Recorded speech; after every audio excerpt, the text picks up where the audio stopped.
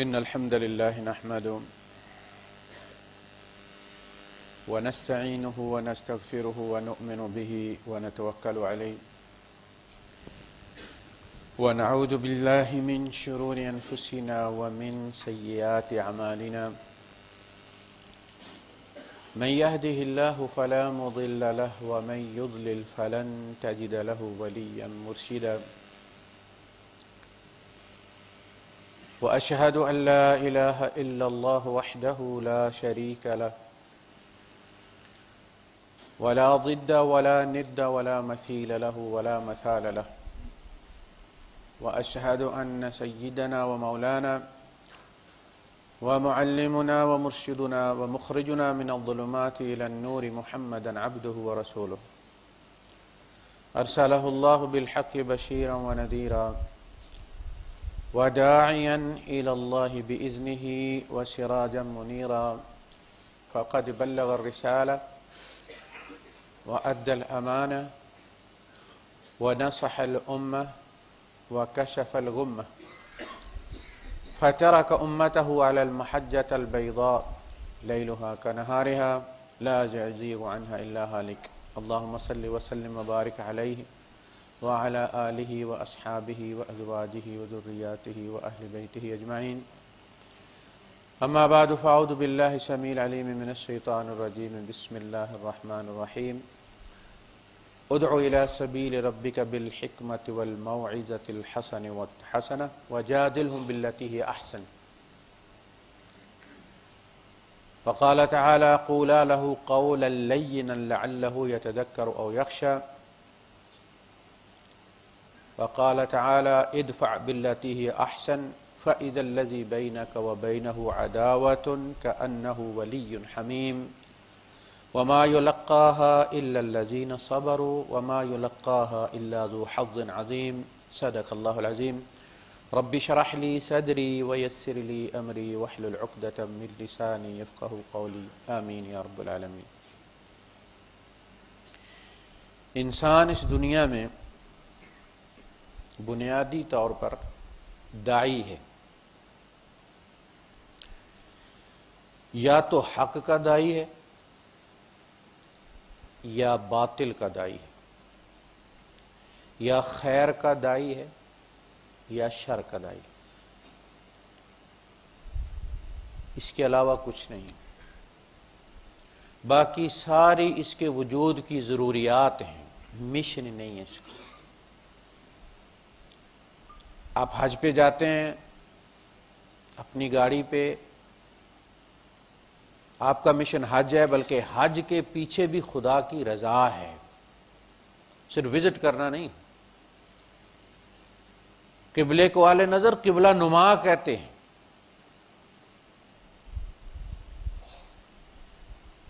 اب اس کی ضروریات ہیں، ویزا لگوانا اور پاسپورٹ اور فلاں اور گاڑی تیار کرنا، اس کی بریکیں نہیں ڈلوانا، فلاں کرنا، رستے میں پیٹرول لینا، رکنا، کھانا پینا، یہ ساری ضروریات ہیں، مشن کوئی نہیں ہے۔ بالکل اسی طرح ہر انسان منہ سے نہ کہے، عمل سے یا خیر کی دعوت دے رہا ہوتا ہے یا شر کی دعوت دے رہا ہوتا ہے۔ باہر نہ دے، اپنی اولاد کو دے رہا ہوتا ہے، بیوی بچوں کو دے رہا تھا۔ ہمارے اکثر یہاں اولاد یا بیوی جو بگڑتی ہے ہمارے کردار کی وجہ سے بگڑتی ہے، ہمارے رویوں کی وجہ سے بگڑتی ہے۔ ہم باہر بڑے حلیم ہو جائیں گے، گھر والوں کے لیے فرعون ہی رہیں گے۔ یعنی یا تو عمل، اور اصل میں عمل ہی کی دعوت جو ہے وہ زوردار ہوتی ہے، زیادہ اثر کرتی ہے۔ آپ سارا دن آگ آگ آگ کا ورد کرتے رہیں، کچھ نہیں ہوتا، لیکن ذرا آگ کہیں لگا کے تھوڑی سی دیکھیے پھر کیا ہوتا ہے۔ یہ تقوی کی آیات پڑھنے سے تقوی نہیں آتا۔ وہ کہتے ہیں نا، آپ action of a man speaks louder than his words. عمل جو ہے وہ پورا محلہ سنتا ہے، وہ گواہی دیتا ہے اس کی۔ تو بنیادی طور پر ہم چاہے ٹیکسی میں بیٹھے ہیں، جہاز میں بیٹھے ہیں، ہم خیر یا شر کے داعی ہیں۔ اس لیے کہا گا صاحب بالجم، وہ جو تمہارے ساتھ بیٹھا ہوا ہے نا، اس کا بھی تم پر حق ہے۔ وہ کہیں جا کے فریاد کرے گا کہ جی فلاں میرے ساتھ بیٹھا، آپ مصری نے یہ کیا میرے ساتھ، پوری قوم کو ایک بندے نے بدنام کر دی، پاکستانی نے میرے ساتھ یہ کیا، سارے پاک 20 کروڑ ایک بندے کی وجہ سے. تو آپ جہاں کہیں بھی ہوں، آپ یاد رکھیں کہ آپ کا عمل جو ہے وہ صرف آپ کی ذات کو نہیں نقصان پہنچائے گا، وہ آپ کے دین سے بھی نفرت کرے گا، وہ بندہ آپ کی نیشنلٹی سے بھی نفرت کرے گا جب ہم کسی کے ساتھ زیادتی کریں گے. تو بنیادی طور پر ہم خیر یا شر کے دائی ہوتے ہیں. ہم باہر اگر کہیں شرارت، بچہ شرارت کرتا ہے تو اس کے ماں باپ کو لوگ گالی دیتے ہیں. جہاں سے یہ بیج آیا،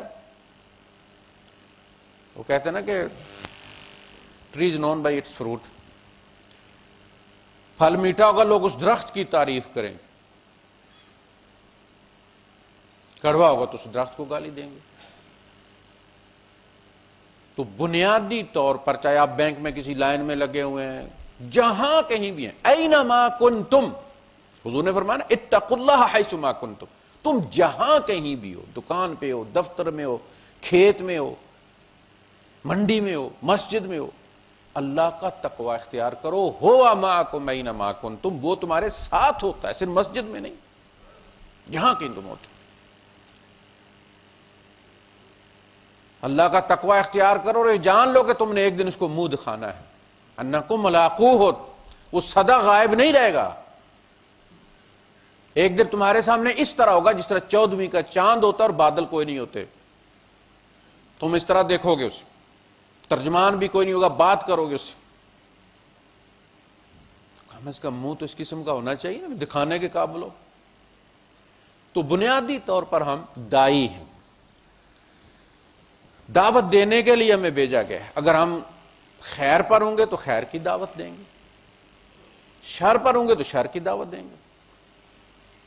جو بچہ اسکول سے بھاگتا ہے وہ دوسرے بچوں کو نہیں کہتا پتر اسکول جاؤ، وہ خود 2-4 اور بچے توڑتا ہے تاکہ ٹیم پوری ہو، پھر کہیں گلی ڈنڈا کھیل سکے.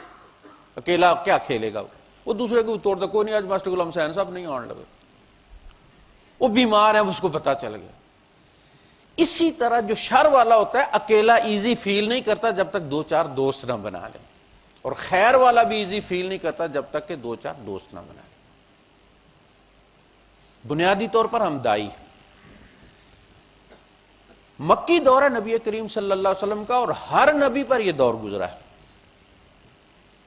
تمام نبیوں میں جو مشترکہ میراث ہے وہ مکی دور ہے. مدنی دور 2-4 نبیوں پر ہی آئے. اپنی زندگی میں دعوت کے بعد اگر کسی نے ریاست بنائی ہے، کامیاب ہوئے، تو وہ محمد رسول اللہ صلی اللہ علیہ وسلم. حضرت سلیمان اور حضرت داؤد جو ہیں وہ اگر بادشاہ بنے تو وہ اللہ کی عطا سے بنے ہیں. اسی لیے انہوں نے ان دونوں کو نبیوں سے نکال دیا ہوا ہے. اللہ قرآن میں کہتا ہوں میرے نبی، انہوں نے ان کا کہاں ذکر کیا اپنی بائبل میں؟ کنگز میں. وہ بادشاہ تھے، نبی نہیں، بادشاہ تھے.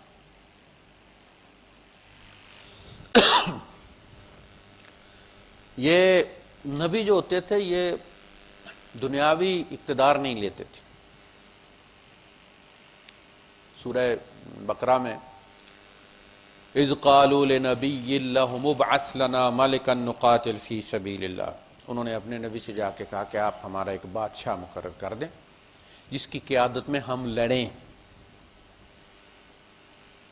قال هل عصیتم ان کتب علیکم القتال والا تقاتلوا، دیکھو تم یہ چاہتے ہو کہ تم پر قتال فرض کر دیا جائے اور پھر تم نہ لڑو، اللہ اللہ کرو جا کے. قالوا وما لنا الا نقاتل فی سبیل اللہ وقد اخرجنا من دیارنا وابنائنا، کیوں نہیں لڑیں گے جی؟ ہمیں گھروں سے نکالا گیا ہے، بال بچے سے نکالا گیا ہے. فلما کتب علیہم القتال تولوا الا قلیلا، پھر جب فرض کیا گیا تو پیٹھ دے گئے.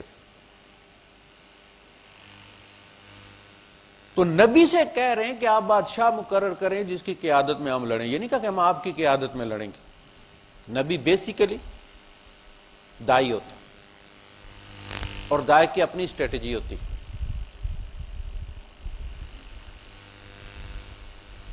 نبی کریم صلی اللہ علیہ وسلم نے دعوت دی، ظلم برداشت کیے، زیادتیاں برداشت کی، گالیاں کھا کر دعائیں دی. ہم لوگ یہ سمجھتے ہیں کہ چونکہ حضور مجبور تھے اس لیے یہ سارا برداشت کرتے ہیں. جو ہی اقتدار ملا سر تن سے جدا. لوگ کہتے ہیں یار سیاست کی ہے تم لوگ.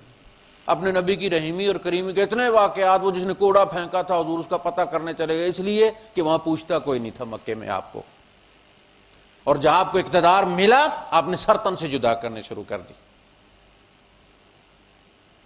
یہ ہم کہلواتے ہیں.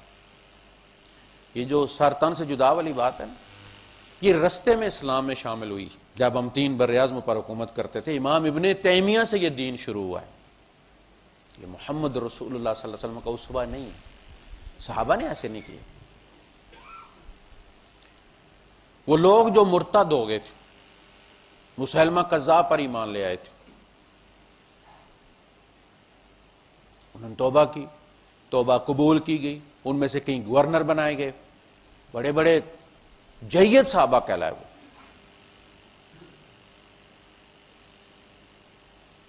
توبہ کا دروازہ آخری سانس تک اللہ نے کھولا ہے. رستے میں کوئی امام اس کو بند نہیں کر سکتا. وہ فلاں نے یوں کہا، امام مالک نے یوں کہا، فلاں نے یوں کہا. بھائی اللہ رسول نے کیا کہا ہے؟ کوئی شخص اپنے ماحول سے باہر نہیں نکل سکتا. یہ مجبوری ہے انسان کی. وہ اپنی انوائرمنٹ کا قیدی ہوتا ہے. جس زمانے میں ہم 3 براعظم پر حکومت کرتے تھے، دنیا ہمارے سامنے بول نہیں سکتی تھی. ہم ایک چڑھتا ہوا طوفان تھے، بڑھتا ہوا سیلاب تھے، تھمتا نہ تھا کسی سے سیل رواں ہمارا. اس زمانے میں جو ہم سوچتے تھے دنیا مجبور تھی کہ وہ سوچے. کوئی سوال نہیں اٹھا سکتا تھا. اس زمانے کے جو امام ہیں نا، ان کے اندر یہی سرطان سے جدا. ہمارے سامنے وہ چھوڑیں آپ فقہ میں، کہ جو فقہ حنفی سے دوسری فقہ کی طرف سکپ کرے گا یعذر، اسے سزا دی جائے گی، کیونکہ فقہ حنفی حکومت میں. یہ حکومت بول رہی ہے، اقتدار بول رہا ہے. داعی کی اسٹریٹجی وہ ہے، قیامت تک یہی رہے گی جو مکے میں نبی کریم صلی اللہ علیہ وسلم کو سنتا. ادع الی سبیل ربک بالحکمہ. اللہ پاک نے 2 نبی بھیجے، خاص کر کے سینکڑوں نبی ان کی شریعت پر آئے.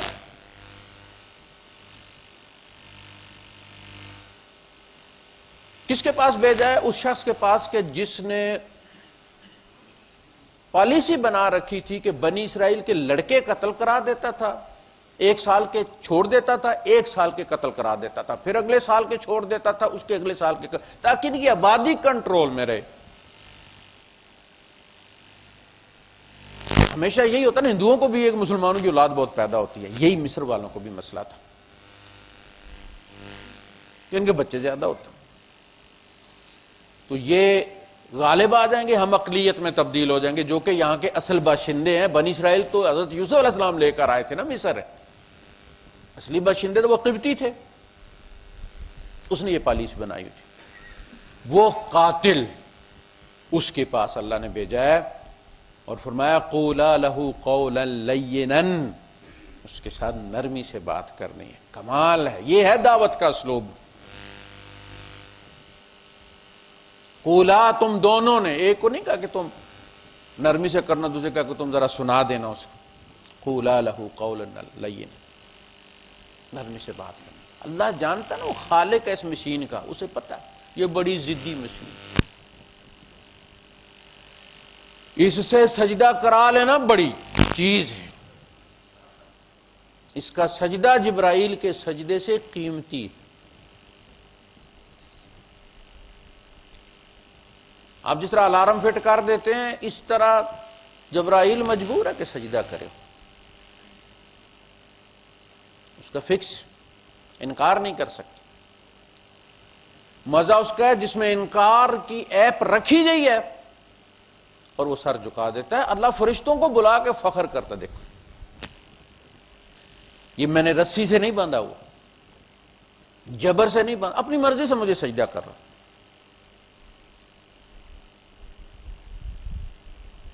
تو انسان کو ضد میں مبتلا کر کے وہ کہے گا ٹھیک ہے یار جہنم میں جانا تو جہنم میں جاؤں گا، نہیں ضد میں آ گیا نا. اللہ کہتا ہے اس کو ضد میں نہیں لانا. یہ ضد میں آ گیا تو اس کی ساری ایپس کام کرنا چھوڑ جاتی ہیں. یہ شٹ ڈاؤن کی بھی کمانڈ نہیں لیتا. پھر اس کا ونڈوز جواب ہی نہیں دیتا، نہ وحی کو نہ حدیث کو. اسے ضد میں مبتلا نہیں کرنا، دروازے کھلے رکھنے ہیں. جب میں نہیں تھکتا تم کیوں تھکتے؟ ادع الی سبیل ربک بالحکمہ،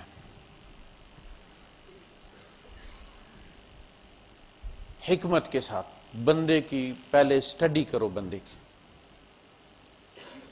آپ کو پتا ہے جو چیزیں ٹھیک کرتے ہیں نا، وہ پہلے اس کے معائنے کے الگ پیسے لیتے ہیں. آپ کہیں لیپ ٹاپ ٹھیک کروانے جائیں گے تو وہ کہے گا جی پہلے تو ہم اس کو چیک کریں گے، اور چیک کرنے کے اتنے پیسے ہیں، خرابی کی بعد میں ہوگی، ٹھیک کروانا ہے آپ نے نہیں کروانا، ہم نے کرنا ہے تو کتنے میں کرنا ہے. آپ چھوڑ دیں لیکن اس کے آپ کو 150 150 درہم آپ کو دینے پڑیں گے. اس طرح آپ وہ گاڑی کو کمپیوٹر پہ لے جائیں، وہ خرابی پکڑنے کے الگ پیسے لیتا ہے، ٹھیک کرنے کے الگ.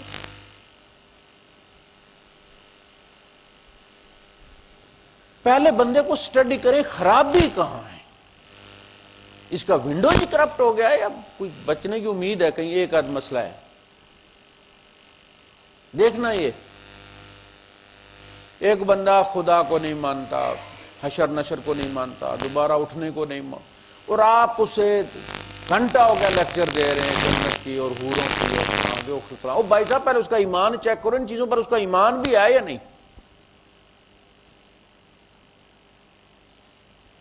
پہلے سٹڈی کرو. ہر بندے کی اپنی، آپ دیکھیں باپ اور بیٹا دونوں آپس میں نہیں ملتے، بھائی اور بھائی نہیں ملتے. نوح علیہ السلام کا کہ بیٹا مسلمان ہو گیا، دوسرا نہیں ہوا. جبر نہیں کیا، وہ نفاق کرتا رہا، باپ مسلمان سمجھتا رہا، اندر سے کافر تھا. یہاں تک کہ جب وہ کھل کر کافروں کے کشتی پہ سوار نہیں ہوا تو نوح علیہ السلام نے کہا یار سست ہے. دیکھیں نا باپ ہے نا، حسن ظن ہے کہ ذرا سست ہے، سستی کی وجہ سے. قال یا بنی ارکب معنا ولا تکن مع الکافرین، بیٹا ہمارے ساتھ سوار ہو جا، تو کافروں کے ساتھ مت کھڑا ہو، ان پہ تو عذاب آنے والا ہے. اب وہ بھی اتنا بڑا سیاستدان ہے، یہ نہیں کہتا میں کافر ہی ہوں، کہتا ابا اتنا سلاب بھی کوئی نہیں جتنا آپ سمجھ رہے ہیں. سآوی الی جبل، میں پہاڑ پر چڑھ جاؤں گا. آوا یا بھی یہ پناہ کو کہتے ہیں. انہوں نے کہا میں پہاڑ پر چڑھ جاؤں. یعصمنی من الماء، یہ مجھے پانی سے بچا لے گا، میں پہاڑ پہ چڑھ کے بچ جاؤں گا، کشتی کی کیا ضرورت ہے. ایسے ہی آپ دوڑ کے چڑھ گئے. قال لا عاصم اليوم من امر اللہ الا من رحم، آج کوئی کسی کو نہیں بچا سکے گا سوائے اس کے جس پر میرا رب رحم کر.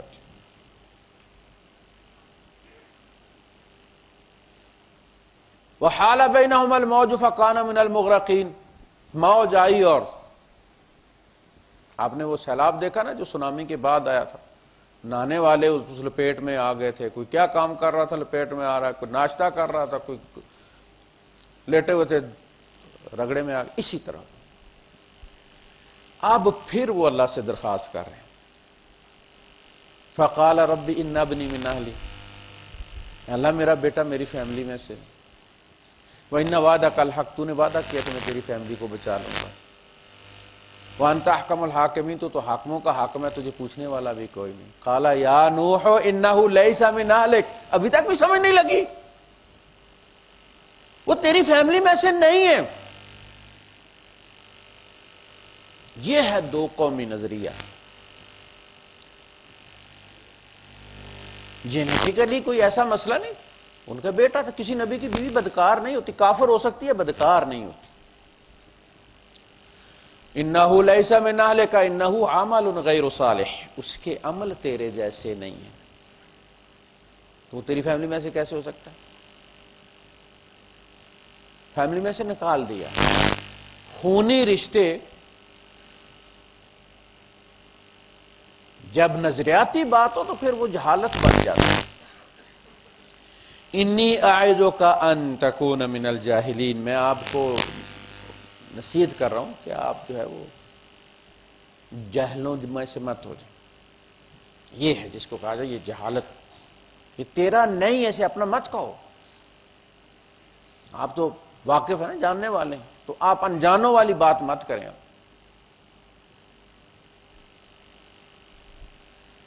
ابراہیم علیہ السلام نے باپ سے کہا جو قوم باپ کی تھی وہی ابراہیم علیہ السلام کی تھی نا، قوم تو نہیں نا بدلتی.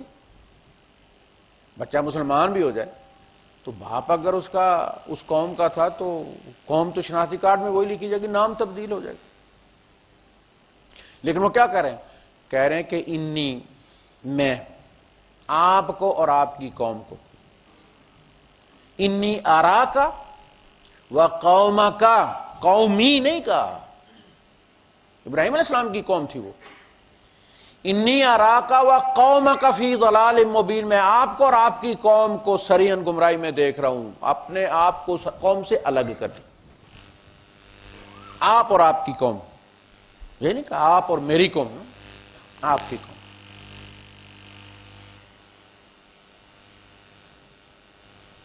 تو اللہ پاک نے بھیجا کہ دل میں یہ گمان لے کر بات شروع کرنی ہے کہ اللہ اسے ہدایت دے سکتا ہے.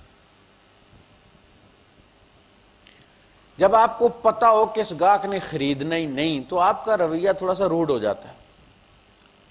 دکانداروں کا کام ہوتا ہے نا، وہ گاہک کو پہچان لے تو اس کی باڈی لینگویج سے کہ یہ صرف پسینہ سکھانے دکان میں آئے ہیں، روزہ ٹھنڈا کرنے یا خریدنے والے ہیں، پتہ چل جاتا باڈی لینگویج. لیکن وہ کہتا نہیں، مجبوری ہے اس کی، وہ کہہ نہیں سکتا آپ کو کہ نہیں میں یہ تھان نہیں کھولتا، اسے پتہ اس نے خریدنے کوئی نہیں، لیکن اس کا کام ہے کھولنا. آپ ہر بندے سے مخاطب ہوں تو اس نیت اور یقین کے ساتھ ہوں کہ اللہ پاک اس کو تبدیل کر سکتا ہے. یقین پیدا کرے ناداں، یقین سے ہاتھ آتی ہے، بعض دفعہ یقین بندے کو بدل دیتا ہے. ایک ملحد سے میری بات شروع ہوئی، وہ خدا کو نہیں مانتا تھا، مذہب کو نہیں مانتا تھا، لیکن وہ جب بات کرتا تھا تو انشاءاللہ کہتا تھا. میں نے اسے کہا کہ یار یہ تو کبھی تمہیں احساس ہوا ہے کہ تم بات کے ساتھ انشاءاللہ کہتے ہو لیکن تم اللہ کو مانتے نہیں ہیں، سوال اٹھاتے ہو. کہنے لگا یہ میری عادت ہے شروع سے، بس وہ پکا ہوا ہے. میں نے کہا نہیں، یہ کہیں اندر ہے، ان یوزڈ آئیکانز کے اندر ڈھونڈو اس کو، ہے. اگر منہ سے نکل رہا ہے تو کہیں ہے. یہ بات چلتی رہی. ایک دن کہنے لگا یار میں یقین کریں مجھے آپ پر ترس آنا شروع ہو گیا. میں نے کہا اس کا مطلب ہے آپ کے اندر انسانیت بھی ہے، اور اگر انسانیت ہے تو وہ جو عہد اللہ نے لیا تھا انسانوں سے وہ بھی اندر کہیں پڑا ہوگا. دیکھو فائلیں ڈھونڈو اس کو، دیکھو. کچھ سال 1.5 سال لگا، الحمدللہ وہ ٹھیک ٹھاک دیندار ہے، مل گئی فائل اس. فرعون نے بھی ایمان لا کر ثابت کر دیا کہ اللہ نے ایسا ہی نہیں کہا تھا کہ لعلہ یتذکر او یخشی، شاید وہ نصیحت پکڑ لے یا ڈر جائے. اس کے اندر صلاحیت موجود تھی، وقت پہ اس نے استعمال نہیں کی. فلما ادرکہ الغرق قال آمنت انہ لا الہ الا الذی آمنت بہ بنو اسرائیل وَأَنَا مِنَ الْمُسْلِمِينَ. اس نے مسلمان ہو کر ثابت کر دیا کہ پہلے بھی اس حق کو استعمال کر سکتا تھا، اسی کے پاس یہ چابی پہلے بھی تھی. اللہ نے ایسے نہیں کہا تھا. اب وہ موسیٰ علیہ السلام پر الزام نہیں رکھ سکتا کہ ان کے رویے کی وجہ سے میں مسلمان نہیں ہوا. اور یہی بات اللہ پاک چاہتا تھا، اسے پتا تھا کہ وہ اپنا حق استعمال نہیں کرے گا، لیکن وہ اس کو دلیل بنا لے گا کہ بس وہ موسیٰ علیہ السلام نے گالی دی تو میرا دماغ خراب ہو گیا، تو میرے نبی پر الزام نہ آ جائے، حجت تمام ہو جائے. اصل میں رسول بھیجے ہی تھے، رسلا مبشرین و منذرین لئلا یکون للناس علی اللہ حجت، کوئی دلیل باقی نہ رہے منکر کے پاس کہ اس وجہ سے میں نہیں مسلمان ہوا. اس لیے نبیوں سے کہا گیا کہ سر کٹا دو، لیکن یہ کہ رویہ ٹھیک رکھنا ہے، اخلاقیات صحیح رکھنی ہے، کافر کے ساتھ بھی خیانت نہیں کرنی. ہم تو سمجھتے ہیں اس کا مال کون، وہ کافر ہے بھائی، انہیں کیڑا جنت جی جانا ہے، اس کا کھانا جائز ہے، اس کو گالی دینا جائز، اس کی غیبت جائز ہے. کا غیبت بری عادت ہے، پڑ گئی تو پھر دوسروں کی بھی کر لیتا ہے بندہ. آپ کو پتا ہے وہ قتل کرنے کے منصوبے بنا رہے ہیں، لیکن ایسے بدبخت تھے، ایمان نہیں لاتے تھے، امانتیں حضور کے پاس ہی جمع کرواتے تھے، اپنے سرداروں کو نہیں پتا تھا کھا جاتے۔ یہ بھی کردار کی قوت ہے نا۔ وہ قتل کے منصوبے بنا رہے، اور آپ نے فرمایا علی یہ امانتیں ان بدبودار لوگوں کے سپرد کر کے تو میرے پیچھے آ جانا۔ اندازہ کریں آپ، یہ نہیں کہا کہ سمیٹو سارا نکلو، وہ مجھے قتل کرنے کے منصوبے بناتے اور میں ان کی امانتیں سنبھالتا پھروں۔ وہ ان کا کردار تھا، یہ محمد رسول اللہ صلی اللہ علیہ وسلم کا کردار۔ دو صحابی نکلے مکے سے، پکڑ لیا انہوں نے رستے میں، پہلے تو ان سے سارا مال رکھوایا، جو پیچھے کہیں کسی کے چھوڑ گئے تھے وہ پتہ کیا، کہاں کس کو دے کے آئے ہو۔ اس کے بعد ان سے کہا کہ تمہیں اس شرط پر ہم چھوڑتے ہیں کہ تم جنگ میں نہیں جاؤ گے، اس لیے کہ وہ بدر کا لشکر ادھر سے گیا ہوا تھا۔ ان کا کہ ہم تمہیں نہیں چھوڑ سکتے، اس لیے کہ وہاں ظاہر ہے تم جاؤ گے تو مسلمانوں کی طاقت میں اضافہ ہو جائے گا، تو تم ہم سے عہد کرو کہ تم جنگ نہیں کرو گے، جنگ میں شریک نہیں ہوگے۔ انہوں نے کہا چلو جان چھڑاؤ بھائی، انہوں نے عہد کر لیا ٹھیک ہے جی ہم بالکل جنگ میں نہیں جائیں۔ انہوں نے چھوڑ دیا، کوئی گارنٹی نہیں رکھی۔ گارنٹی کیا تھا؟ محمد رسول اللہ صلی اللہ علیہ وسلم کا کردار تھا۔ انہیں پتا تھا ایک دفعہ یہ وعدہ کر لیں، ان کا نبی نہیں توڑوانے دے گا۔ یہ حضور کا کردار ہے۔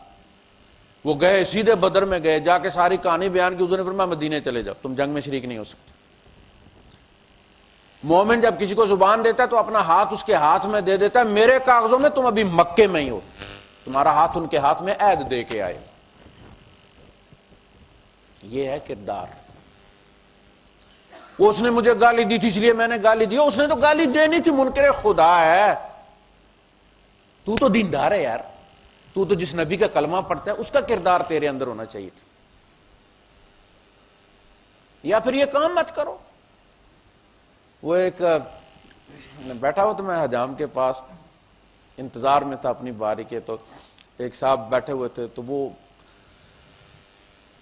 بالکل ہی وہ جیسے چیمٹیاں نہیں ہوتی اتنی ساری وہ انہوں نے کروائی ہوئی تھی، اور اس میں بھی کہہ رہے تھے یہاں سے یہ کرو، یہاں سے یہ کرو، یوں کرو، یوں کرو، یوں کرو۔ مجھے غصہ آ رہا تھا کہ یار اب حجام جو ہے وہ چلو بال تو بنا سکتا ہے، ٹیڑھا منہ تو سیدھا نہیں نہ کر سکتا۔ تو میں نے اس سے کہا یار اگر میں ہوتا نا تیری جگہ، اس نے کہا قاری صاحب اسی لیے آپ کو اللہ نے اس جگہ رکھا ہی نہیں، ہمارے سارے کیس اسی طرح ہوتے ہیں، آپ بس اسی جگہ اچھے ہیں جہاں آپ کو رکھا گیا۔ لوگ آپ سے جب مسئلے پوچھتے ہیں میں کہا ہم اگر قاری صاحب کی جگہ ہوں نا تو یہ جواب دیں ان کو، اپنی اپنی جگہ ہے، تو پھر وہ کام ہی مت کرو۔ اب دیکھیے بخاری اور مسلم کی روایت ہے، حدیث کی ساری کتابوں میں، تاریخ میں بھی اس کو لکھا ہے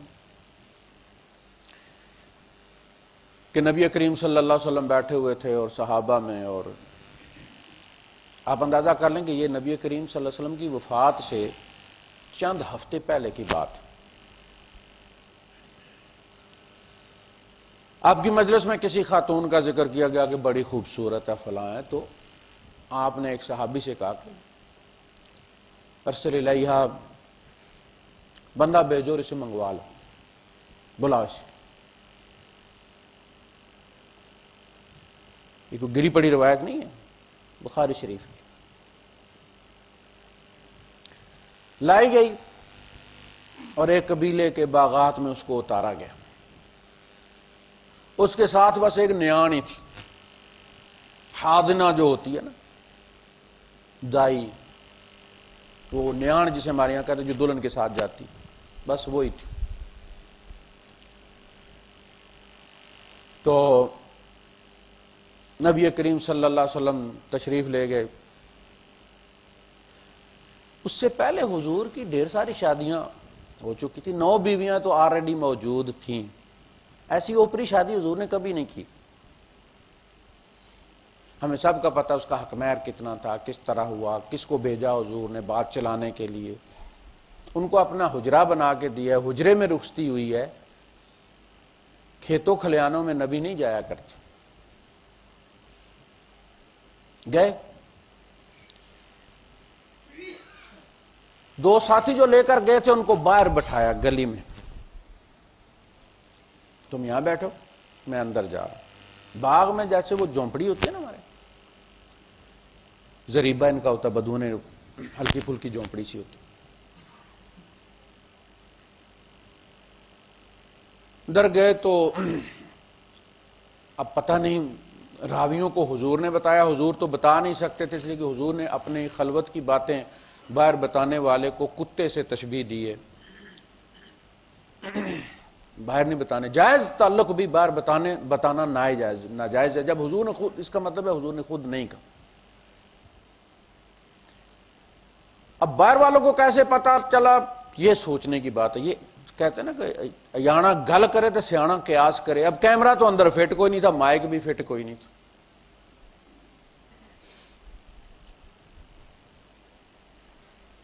حضور اندر گئے اور وہ کہتے ہیں سر نیچے کرے، وہ بیٹھی تھی.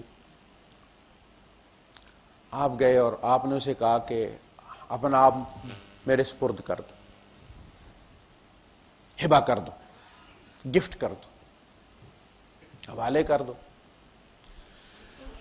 اس نے کہا کہ کوئی ملکہ بازاری آدمی کے حوالے کرتی ہے اپنے آپ کو. سوکا، اب یہ ہمیں لغت بتا رہے ہیں کہ لغت میں سوکا فلاں کو کہتے، سوک آپ کو پتہ ہے بازار کو کہتے. سوکا زبان بھی ہوتی ہے، بازاری زبان، یہ کوئی بری چیز نہیں ہوتی. بازاری زبان کا مطلب مارکیٹ میں لوگ اس کو سمجھتے ہیں. آج لکھنؤ والی اور غالب کے زمانے والی اردو میں بولنا شروع کر دوں تو آپ میں سے 20% بھی نہیں سمجھیں گے اس کو. آدھی اردو ہوتی ہے، آدھی انگلش ہوتی ہے، آدھی پنجابی ہوتی ہے، سب کو سمجھ آ رہی ہوتی ہے. یہ ہے بازار کی زبان، مارکیٹ کی زبان.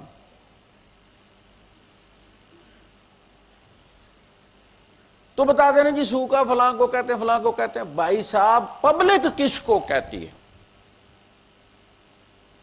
کہتے ہیں وہ سوک، اس کو چونکہ وہ عام بندہ جو ہے بادشاہ بلاتا ہے تو وہ بادشاہ کی طرف جاتا ہے اور بلوایا جاتا ہے. ساقہ یا سوک کو ڈرائیو کرنا، اس کو دھکیل کے بادشاہ کے پیش کیا جاتا ہے، اس لیے عام بندے کو سوکا کہتے ہیں. بھائی صاحب نبی کریم صلی اللہ علیہ وسلم کو عام بندہ کہنا بھی توہین ہے.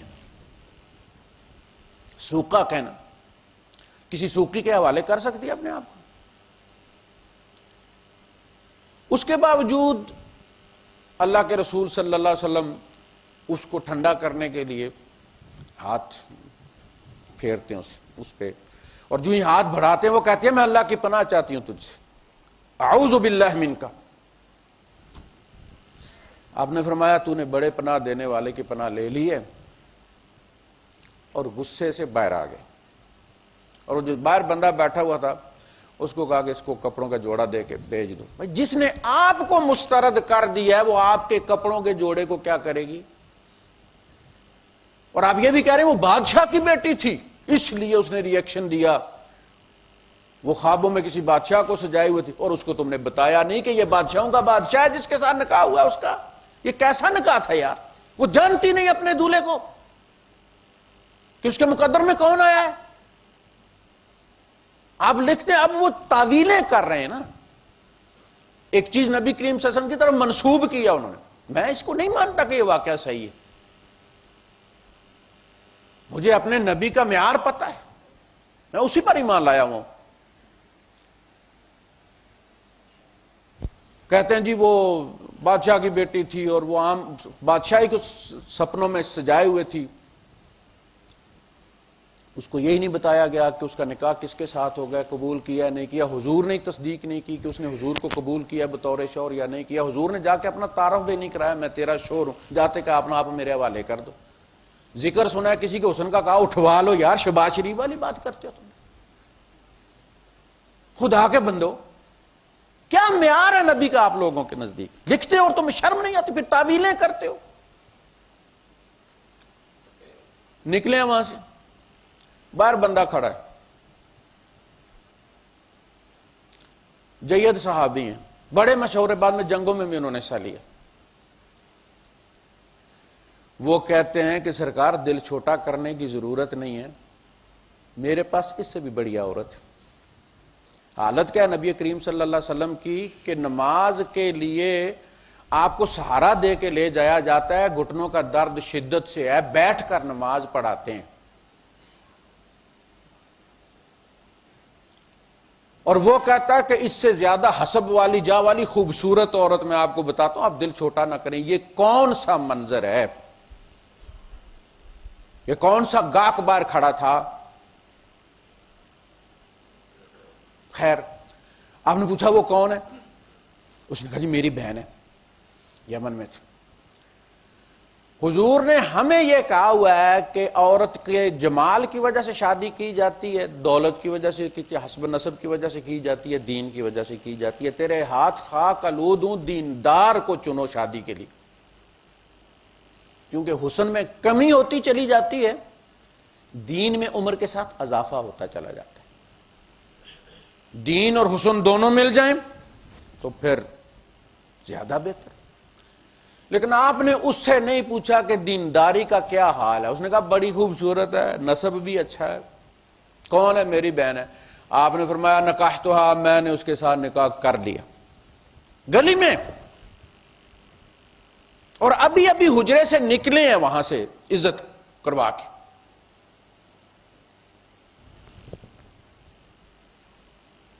وہ چلا گیا لینے بہن کو رخصتی کے لیے، پیچھے نبی کریم صلی اللہ علیہ وسلم کا انتقال ہو گیا۔ رستے میں ان دونوں بہن بھائی کو پتا چلا حضور کا انتقال ہو گیا، دونوں مرتد ہو گئے۔ اب وہ ملحدین کہتے ہیں تمہیں وہ ام المومنین پتا ہے کہ جو مرتد ہوئی تھی، اور بخار کر جاتا ہے مسلمانوں کو، اس حدیث کا انکار کرتے ہوئے ماں مر جاتی ہے، نبی کے کردار پر حرف اٹھے تو کوئی بات نہیں، مرتد ہو گئی۔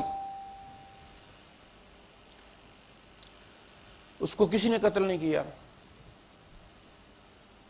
اس کا بھائی بھی اشعث بن قیس یا قیس بن اشعث، دونوں مرتد ہو گئے۔